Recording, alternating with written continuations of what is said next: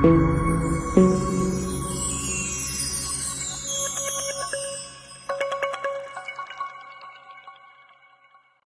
നമ്മൾ ഡിസ്കസ് ചെയ്യാൻ പോകുന്ന ടോപ്പിക് എന്ന് പറയുന്നത് കമ്പോണൻറ്റ്സ് ഓഫ് ഫിനാൻഷ്യൽ സിസ്റ്റമാണ്. അപ്പോൾ ഇത്ര ദിവസങ്ങളിലായിട്ട് നമ്മൾ ഡിസ്കസ് ചെയ്ത ടോപ്പിക്കുകളെക്കാളൊക്കെ ഉപരി ഒരുപാട് ഇമ്പോർട്ടൻ്റ് ആയിട്ടുള്ളൊരു ടോപ്പിക്കാണ് കമ്പോണൻറ്റ്സ് ഓഫ് ഫിനാൻഷ്യൽ സിസ്റ്റം എന്ന് പറയുന്നത്.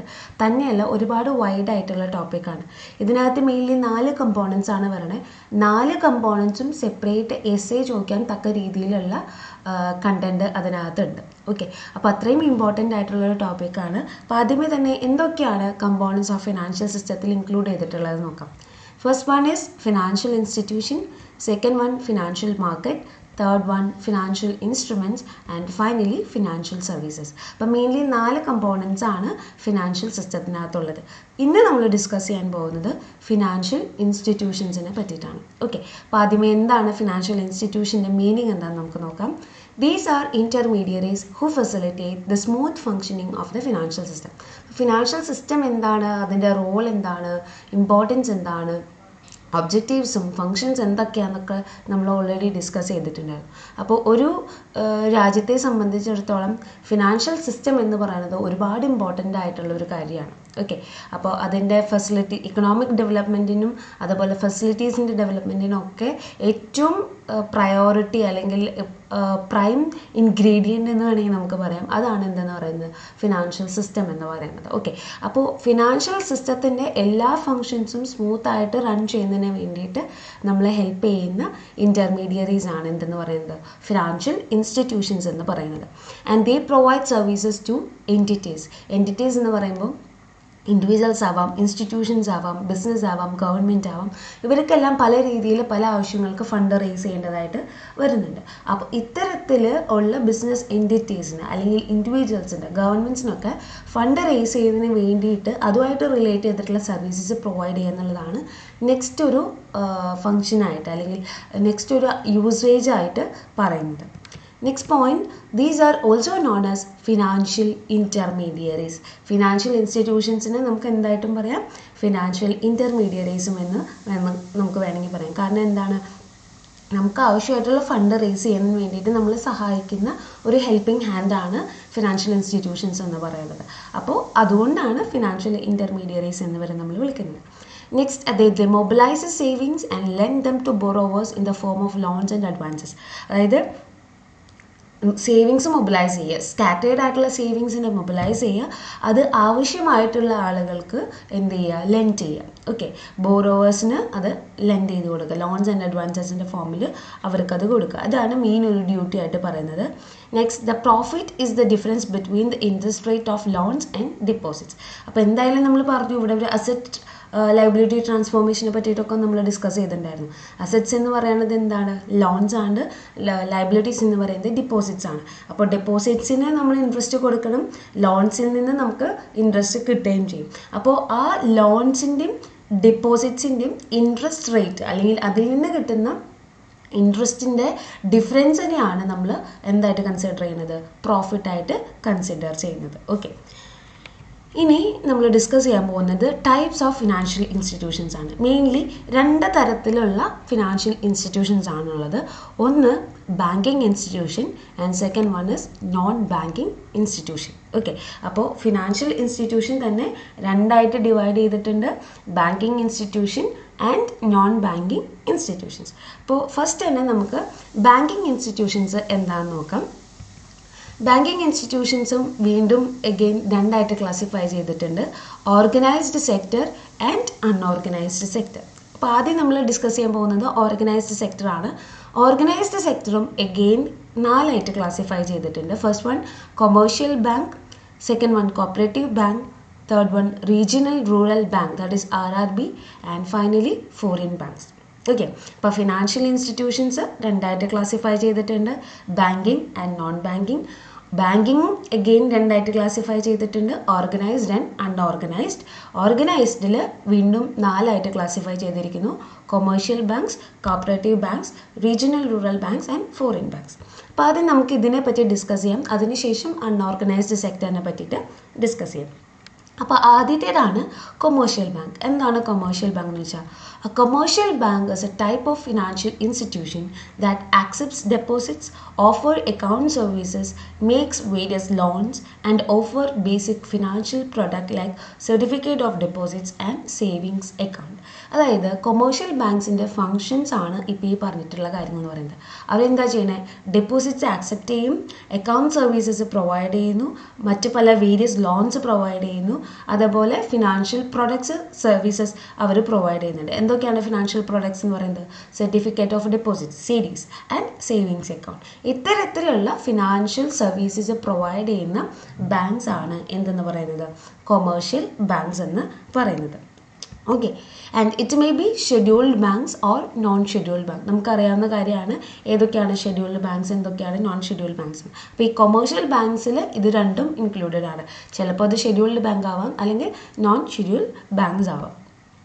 Commercial banks make money by providing loans and earning interest as income from those loans. നമുക്കറിയാവുന്ന കാര്യമാണ്, ഏതൊരു ബാങ്കിങ് ഇൻസ്റ്റിറ്റ്യൂഷൻ എടുത്തു കഴിഞ്ഞാലും അല്ലെങ്കിൽ ബാങ്ക്സ് എടുത്തു കഴിഞ്ഞാലും അവരുടെ മെയിൻ സോഴ്സ് ഓഫ് ഇൻകം എന്ന് പറയുന്നത് എന്താണ്, ലോൺസ്. അവർ പ്രൊവൈഡ് ചെയ്യുന്ന ലോൺസിൽ നിന്ന് കിട്ടുന്ന ഏർണിങ്സ് ആണ്, അതായത് ഇൻട്രസ്റ്റ് ആണ്. ഓക്കെ, അപ്പോൾ അങ്ങനെയാണ് ഓരോ ബാങ്ക്സും, അല്ലെങ്കിൽ പ്രത്യേകിച്ച് പറയുകയാണെങ്കിൽ കൊമേഴ്ഷ്യൽ ബാങ്ക്സ് എന്ത് ചെയ്യുന്നത്, മണി ഏൺ ചെയ്യുന്നത്. Next point, the type of loans a commercial bank can issue vary and may include mortgages, auto loans, business loans and personal loans. അതായത് പലതരത്തിലുള്ള ലോൺസ് പല ബാങ്ക്സും പ്രൊവൈഡ് ചെയ്യുന്നുണ്ട്. ഓക്കെ, അപ്പോൾ അത് ഓരോ ബാങ്ക്സിനെ സംബന്ധിച്ചിടത്തോളം എന്തായിരിക്കും, ഡിഫറെൻ്റ് ആയിരിക്കും. ചിലർ മോർട്ട്ഗേജസ് ആവാം, ചിലർ ഓട്ടോ ലോൺസ് ആവാം, ബിസിനസ് ലോൺസ് ആവാം, പേഴ്സണൽ ലോൺസ് ആവാം. അങ്ങനെ ലോൺസുകൾ പല തരത്തിലുള്ള ലോൺസ് ഉണ്ട്. അത് ഓരോ ബാങ്ക്സിനെ തമ്മിൽ നോക്കുകയാണെന്നുണ്ടെങ്കിൽ അതിൽ ഡിഫറൻസ് കാണാനായിട്ട് സാധിക്കും. രണ്ടാമത്തെ ടൈപ്പ് ഓഫ് ഓർഗനൈസ്ഡ് സെക്ടറിൽ വരുന്ന ബാങ്കാണ് കോപ്പറേറ്റീവ് ബാങ്ക് എന്ന് പറയുന്നത്. And this segment is represented by a group of societies registered under the act of state relating to cooperative societies. അതായത് കോപ്പറേറ്റീവ് ബാങ്ക് എന്ന് പറയുന്നത് ഒരു ഗ്രൂപ്പ് ഓഫ് സൊസൈറ്റിയുടെ ബേസിസിൽ രൂപപ്പെട്ടിട്ടുള്ള ഒരു ബാങ്കാണ്.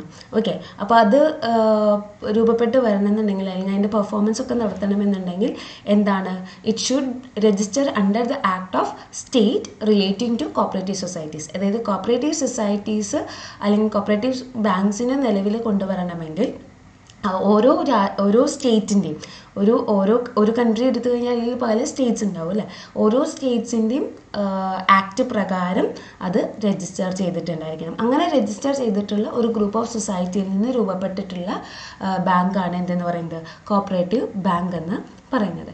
And it may be credit societies or non credit societies. രണ്ട് തരത്തിലുള്ള societies ആണ് ഇതിനകത്ത് വരുന്നത്. ഒന്ന് ക്രെഡിറ്റ് സൊസൈറ്റീസും ഒന്ന് നോൺ ക്രെഡിറ്റ് സൊസൈറ്റീസും. ക്രെഡിറ്റ് സൊസൈറ്റീസിനെ നമുക്ക് രണ്ട് രീതിയിൽ പറയാം.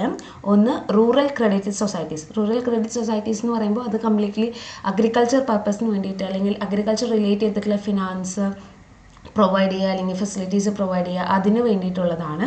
രണ്ടാമത്തേത് എന്ന് പറയുന്നത് urban credit societies. Urban credit society എന്ന് പറയുമ്പോൾ അഗ്രികൾച്ചർ അല്ലാതെ മറ്റ് സെക്ടേഴ്സിന് അല്ലെങ്കിൽ മറ്റ് ഏരിയാസിന് ഫിനാൻഷ്യൽ സർവീസസ് പ്രൊവൈഡ് ചെയ്യുന്ന സൊസൈറ്റീസാണ് അർബൻ ക്രെഡിറ്റ് സൊസൈറ്റീസ് എന്ന് പറയുന്നത്. ഓക്കെ, ഇനി ഇവിടെ എങ്ങനെയൊക്കെയാണ് ഫണ്ട് കൊടുക്കണമെന്ന് നമുക്ക് നോക്കാം.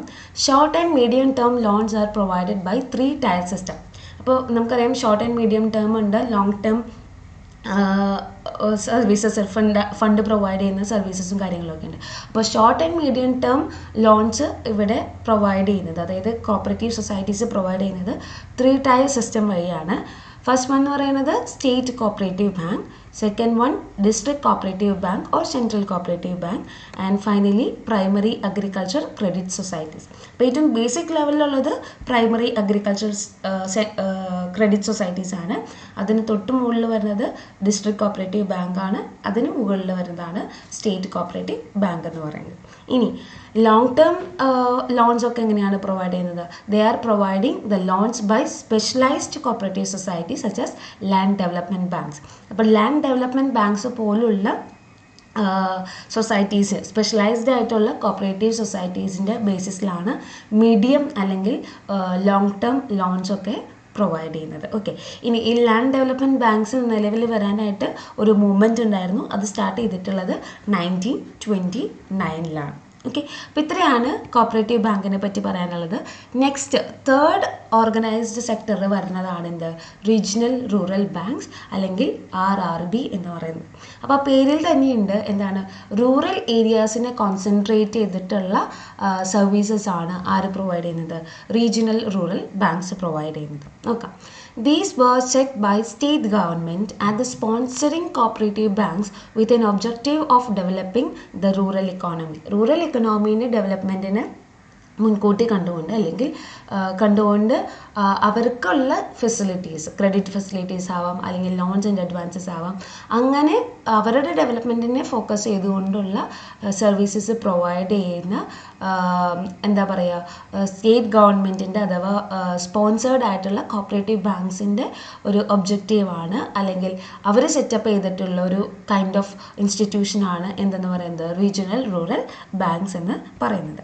And they provide services to farmers, small entrepreneurs in rural area. Rural ഏരിയയിലുള്ള ഫാമേഴ്സിന് അല്ലെങ്കിൽ അവരുടെ അഗ്രികൾച്ചർ ഫെസിലിറ്റീസിന് അല്ലെങ്കിൽ അവരുടെ ഓൺടർപ്രനേഴ്സിന് ഉള്ള ഫിനാൻഷ്യൽ സർവീസസ് ആണ് ആര് പ്രൊവൈഡ് ചെയ്യുന്നത്, റീജിയണൽ റൂറൽ ബാങ്ക്സ് പ്രൊവൈഡ് ചെയ്യുന്നത്. These are set up with a view to provide credit facilities to weaker sections. അപ്പോൾ റൂറൽ ഏരിയാസ് എന്ന് പറയുമ്പോൾ നമുക്കറിയാം അവിടെ കൂടുതലും ഫാമേഴ്സ് ആവാം അല്ലെങ്കിൽ അഗ്രികൾച്ചറിനെ ഡിപ്പെൻഡ് ചെയ്ത് കഴിയുന്നവരാണ്, അല്ലെങ്കിൽ അവിടെയുള്ള ബിസിനസ് എന്ന് പറയുന്നത് തന്നെ സ്മോൾ കൈൻഡ് ഓഫ് എൻ്റർപ്രനേഴ്സ് അല്ലെങ്കിൽ ബിസിനസ്സൊക്കെ ആയിരിക്കും. അപ്പോൾ അത്തരത്തിലുള്ള വീക്കർ സെക്ഷന് ഫെസിലിറ്റീസ്, ഫണ്ട് അല്ലെങ്കിൽ ക്രെഡിറ്റ് ഫെസിലിറ്റീസൊക്കെ പ്രൊവൈഡ് ചെയ്യുക, അല്ലെങ്കിൽ അവരുടെ ഡെവലപ്മെൻറ്റിന് കൂടുതൽ പ്രാധാന്യം കൊടുക്കുക എന്നുള്ളൊരു ഉദ്ദേശത്തോട് കൂടിയിട്ടാണ് ഇത്തരത്തിലുള്ള ബാങ്ക്സ് എന്ത് ചെയ്തിരിക്കുന്നത്, സെറ്റപ്പ് ചെയ്തിട്ടുള്ളത്. RRBs perform various functions in following heads. എന്തൊക്കെ ഫങ്ഷൻസ് ആണ് RRBയുടേതായിട്ട് വരുന്നത് നമുക്ക് നോക്കാം. First point, providing banking facilities to rural and semi urban areas. First point എന്ന് പറയുന്നത് എന്താ, ബാങ്കിങ് ഫെസിലിറ്റീസ്. നമുക്കറിയാം എന്തൊക്കെയാണ് ബാങ്കിങ് ഫെസിലിറ്റീസ് എന്നുള്ളത്. അപ്പോൾ അത്തരത്തിലുള്ള ബാങ്കിങ് ഫെസിലിറ്റീസ് റൂറൽ ഏരിയാസിൽ അല്ലെങ്കിൽ സെമി അർബൻ ഏരിയാസിലുള്ളവർക്കൊക്കെ പ്രൊവൈഡ് ചെയ്യുക. Second function, carrying out government operations like disbursement of wages, distribution of pensions etcetera. അതായത് വേജസിൻ്റെ, പെൻഷൻ പോലുള്ള അങ്ങനെയുള്ള കാര്യങ്ങളുടെയൊക്കെ ഡിസ്ട്രിബ്യൂഷൻ നടത്തുക എന്നുള്ളതാണ് സെക്കൻഡ് ഫംഗ്ഷൻ പറയുന്നത്. Third one, provide para banking facilities. Para banking facilities എന്ന് പറയുമ്പോൾ എന്താണ്, locker facility, debit and credit card, mobile banking, internet banking, അങ്ങനെയുള്ള കാര്യങ്ങളൊക്കെയാണ് പാരാ ബാങ്കിങ് ഫെസിലിറ്റീസ് എന്ന് പറയുന്നത്. അപ്പോൾ ഇത്തരത്തിലുള്ള ഫെസിലിറ്റീസിനെ പറ്റിയിട്ടുള്ള ഒരു അവയർനെസ് ക്രിയേറ്റ് ചെയ്യുക, അത്തരത്തിലേക്ക് ഉള്ള കാര്യങ്ങളിലേക്ക് അവരെ ഇൻവോൾവ് ചെയ്യിപ്പിക്കുക, അതൊക്കെയാണ് മെയിൻലി RRBയുടെ ഫങ്ഷൻസ് ആയിട്ട് പറയുന്നത്. ഓക്കെ, ലാസ്റ്റ് ഓർഗനൈസ്ഡ് സെക്ടറിൽ വരുന്ന ബാങ്കാണ് എന്ത്, ഫോറിൻ ബാങ്ക് എന്ന് പറയുന്നത്. എന്താണ് foreign bank? Bank that is obligated to follow the regulations of both the home and host countries. Foreign bank എന്ന് പറയുമ്പോൾ അറിയാം നമുക്ക് എന്താണ് അതിൻ്റെ മെയിൻ ആയിട്ടുള്ള അത് സിറ്റുവേറ്റ് ചെയ്തിട്ടുള്ള പ്ലേസ് എന്ന് പറയുന്നത്, അല്ലെങ്കിൽ മെയിൻ പ്ലേസ് എന്ന് പറയുന്നത് വേറെ ഏതെങ്കിലും ഒരു രാജ്യത്തായിരിക്കും. അതിൻ്റെ ഒരു ബ്രാഞ്ച് എന്നുള്ള രീതിയിലായിരിക്കും വേറെ കൺട്രീസിലൊക്കെ ഉണ്ടാവുക. അപ്പോൾ ഹോസ്റ്റ് കൺട്രീസിൻ്റെ നിയമങ്ങളും ഹോം കൺട്രീസിൻ്റെ നിയമങ്ങളും അല്ലെങ്കിൽ റെഗുലേഷൻസും ഒരേ രീതിയിൽ ഫോളോ ചെയ്യാനായിട്ട് ഒബ്ലിഗേറ്റഡ് ആയിട്ടുള്ള ബാങ്ക്സ് ആണ് എന്ത്, ഫോറിൻ ബാങ്ക്സ് എന്ന് പറയുന്നത്. ഓക്കെ, അപ്പോൾ ഇത്രയൊക്കെയാണ് എന്ത് ബാങ്കിങ് ഇൻസ്റ്റിറ്റ്യൂഷൻസിൽ വരുന്ന ഓർഗനൈസ്ഡ് സെക്ടറിൽ വരുന്ന ടൈപ്സ് എന്ന് പറയുന്നത്. നെക്സ്റ്റ് നമ്മൾ ഡിസ്കസ് ചെയ്യാൻ പോകുന്നത് അൺഓർഗനൈസ്ഡ് സെക്ടേഴ്സ് ആണ്. അൺഓർഗനൈസ്ഡ് സെക്ടേഴ്സിൽ മെയിൻലി രണ്ട് തരത്തിലുള്ള ഇൻസ്റ്റിറ്റ്യൂഷൻസ് ആണ് വരുന്നത്. ഒന്ന് indigenous banks and second one is money lenders. Okay, അപ്പോൾ ഓർഗനൈസ്ഡ് സെക്ടേഴ്സ് എന്ന് പറയുമ്പോൾ അതിനൊരു systematic way of performing activities ഉണ്ടായിരിക്കും.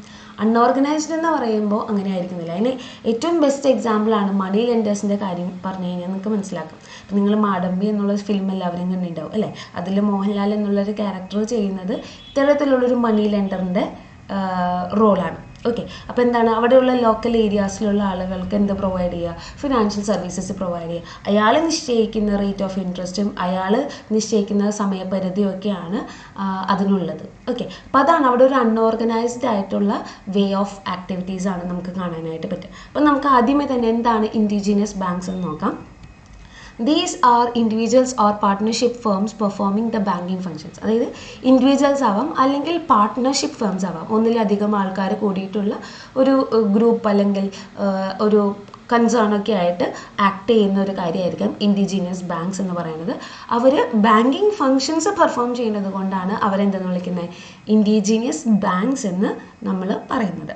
Okay, they also act as financial intermediaries. Financial support provide ചെയ്യുന്നതിന് വേണ്ടിയിട്ട് ഇടയ്ക്ക് കളിക്കുന്ന അല്ലെങ്കിൽ ഇൻ്റർമീഡിയറീസ് ആയിട്ട് ആക്ട് ചെയ്യുന്ന ആളുകളായിട്ട് നമുക്ക് ആരെ കൺസിഡർ ചെയ്യാം ഇൻഡിജീനിയസ് ബാങ്ക്സിനെ കൺസിഡർ ചെയ്യാം.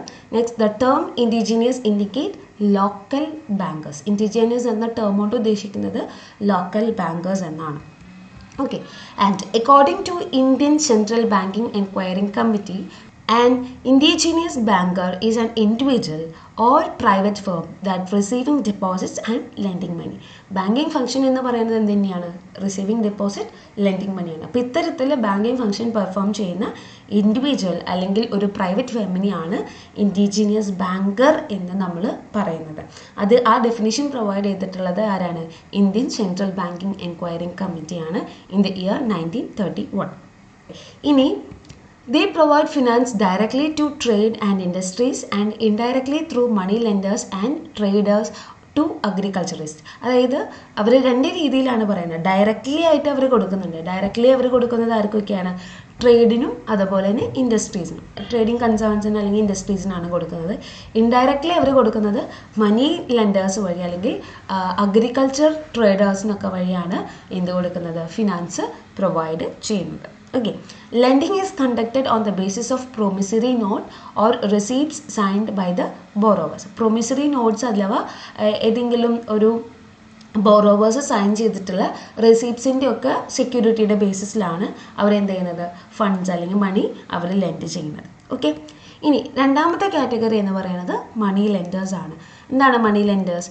ദേ depend entirely on their own fund. Money lenders എന്ന് പറയുന്നത് സ്വന്തം കാശിൽ മാത്രം ഡിപ്പെൻഡ് ചെയ്യുന്ന ആൾക്കാരാണ്. അതായത് അത് ഞാൻ നേരത്തെ പറഞ്ഞു മാടമ്പി എന്നുള്ള ഫിലിമിൽ മോഹൻലാൽ എന്നുള്ള ക്യാരക്ടർ ചെയ്യുന്നത് അയാളുടെ സ്വത്തിൻ്റെ ബേസിസിലാണ്. അയാൾക്കുള്ള സ്വത്തിൽ നിന്നാണ് ആളെന്ത് കൊടുക്കുന്നത് മണി ലെൻഡ് ചെയ്യുന്നത്, ചുറ്റും അല്ലെങ്കിൽ ലോക്കൽ പീപ്പിൾസിന് മണി ലെൻഡ് ചെയ്യുന്നത്. അപ്പോൾ ഓരോരുത്തരുടെയും സ്വന്തം ഫണ്ടിനെ ഡിപ്പെൻഡ് ചെയ്തിട്ടാണ് മണി ലെൻഡേഴ്സ് എന്ത് പ്രൊവൈഡ് ചെയ്യുന്നത് ഫണ്ട് പ്രൊവൈഡ് ചെയ്യുന്നത്. അവർ വേറെ ഒരു സോഴ്സിൽ നിന്നും എന്ത് ചെയ്യുന്നില്ല ഫണ്ട് മൊബിലൈസ് ചെയ്യുന്നില്ല. They include large farmer, merchants, traders, goldsmith etcetera. Okay, നമുക്കറിയാം അതായത് ഒരു ലോക്കൽ ഏരിയയിൽ ഏറ്റവും സാമ്പത്തികമായിട്ട് മുൻപോട്ട് നിൽക്കുന്ന ആളുകൾ അങ്ങനെയുള്ള ട്രേഡേഴ്സും അല്ലെങ്കിൽ മർച്ചൻറ്റ്സും ഒക്കെ ആയിരിക്കും മണി ലെൻഡേഴ്സ് ആയിട്ട് നിൽക്കുന്നുണ്ടാവുക. And methods and areas of operation is differ from each other. ഓരോരുത്തരിൽ നിന്നും അത് ഡിഫറെൻ്റ് ആയിരിക്കും. ഓരോരുത്തർ ചാർജ് ചെയ്യുന്ന ഇൻട്രസ്റ്റ് റേറ്റ് ഡിഫറെൻ്റ് ആയിരിക്കും.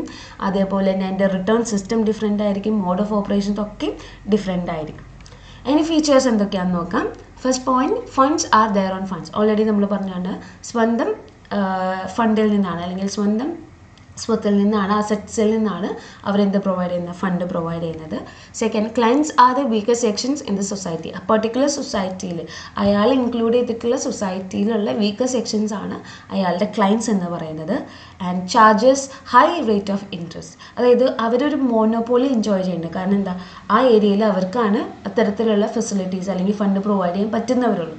അപ്പോൾ അവർ ചാർജ് ചെയ്യുന്ന ഇൻട്രസ്റ്റ് റേറ്റ് ആയിരിക്കും അവിടുത്തെ ഇൻട്രസ്റ്റ് റേറ്റ് എന്ന് പറയുന്നത്. ഓക്കെ, അപ്പോൾ അവർക്ക് വേണമെന്നുണ്ടെങ്കിൽ അവരുടെ സ്വന്തം ഇഷ്ടത്തിന് ചാർജ് കൂട്ടുകയോ കുറയ്ക്കുകയോ എന്ത് വേണമെങ്കിലും ചെയ്യാനായിട്ട് സാധിക്കും.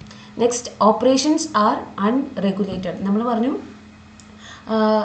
ബാങ്കിങ് ഇൻസ്റ്റിറ്റ്യൂഷൻസിൽ ഓർഗനൈസ്ഡ് സെക്ടർ വരുമ്പോൾ അവിടെ ഒരു സിസ്റ്റമാറ്റിക് വേ ഓഫ് മൂവ്മെൻറ്റ് ഉണ്ട് അല്ലെങ്കിൽ systematic way of performing activities ഉണ്ട്. പക്ഷേ ഇവിടെ നമുക്ക് ഓപ്പറേഷൻസ് എന്താണ് അൺറെഗുലേറ്റഡ് ആണ്. ഓക്കെ, എപ്പോൾ വേണമെന്നുണ്ടെങ്കിലും അയാൾക്ക് വേണമെങ്കിൽ തിരിച്ച് ചോദിക്കാം, അല്ലെങ്കിൽ എത്ര റേറ്റ് വേണമെങ്കിലും ചാർജ് ചെയ്യാം. അങ്ങനെയുള്ള കാര്യങ്ങളൊക്കെ നമുക്ക് ഇവിടെ സാധിക്കും.